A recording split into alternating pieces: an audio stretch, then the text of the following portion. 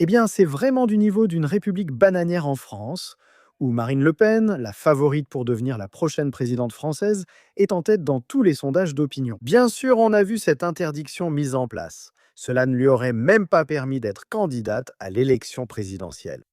Il y avait une procédure d'appel. Et maintenant, ce que nous voyons, c'est un résultat un peu différent, un résultat un peu compliqué. Parce que ce que vous voyez maintenant, c'est une peine réduite d'une certaine manière. Mais aussi que Le Pen devrait porter un bracelet électronique. Donc elle va devoir porter un bracelet maintenant. Vous avez vu qu'une cour d'appel a réduit l'interdiction de 5 ans à 45 mois, dont 30 avec sursis. Donc elle serait éligible pour se présenter en avril 2027. Cependant, elle-même a déclaré que lorsqu'on est candidat à la présidentielle, il faut être totalement libre de ses mouvements. En gros, elle est contre le fait de se présenter comme candidate tout en devant porter un bracelet électronique.